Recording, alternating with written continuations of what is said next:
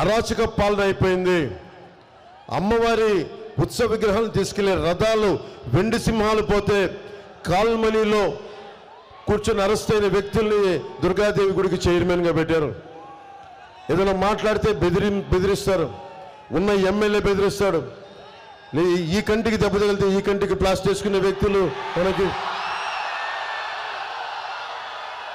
వాళ్ళ నాటకాలకి ఒకటో రెండో, వాళ్ళ నాయకుడికి దెబ్బ తగిలితే ఆ రాయి అంటే విచిత్రంగా ఇటు పడితే ఈయనకెళ్ళి అది ఇటు తిరిగి అటు తిరిగి 360 డిగ్రీ తిరిగి ఇటు తగిలిందంట.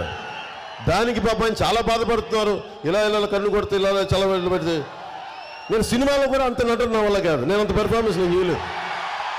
కానీ ఆస్కర్ లెవెల్ పెర్ఫార్మెన్స్.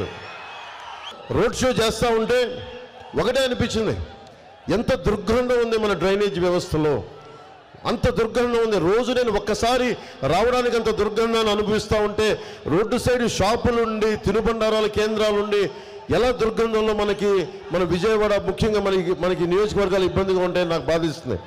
నేను మీకు మాటిస్తున్నాను, కూటమి ప్రభుత్వం రాగానే మన డ్రైనేజ్ ఫెసిలిటీని అన్నిటినీ బాగు చేసే బాధ్యత మన కూటమి ప్రభుత్వం తీసుకుంటుంది. చూడటానికి అల్లంత దూరాన మనకి కొండల మీద ఉన్నాయి, చూడటానికి చాలా అద్భుతంగా ఉంది చూడటానికి నైట్ టైం. కానీ లోపలికి వెళ్తే ఎంత బాధ ఉంటుందో, రోడ్లు ఉండవు, వ్యవస్థలు సరిగ్గా ఉండవు. అలాంటిది ప్రత్యేకించి కొండల మీద ఉన్న వాళ్ళందరికీ ఒక ప్రత్యేకమైన సమస్య ఉంది, ఆరోగ్య సమస్య. చాలామందికి పక్షవాతం వస్తూ ఉంది.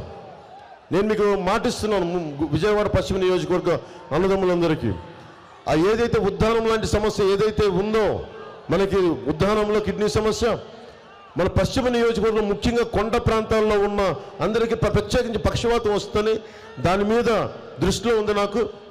దాని మీద నేను సరైన ఆరోగ్యకరమైన దాన్ని రీసెర్చ్ చేయాలి. దాన్ని ఎందుకు ప్రత్యేకంగా వస్తున్నాయి దాని మీద గుర్తించి పరిష్కార మార్గాన్ని కనుక్కొని మీరు ఆరోగ్యంగా ఉండేలాగా మేమందరం కృషి చేస్తాం మీకు.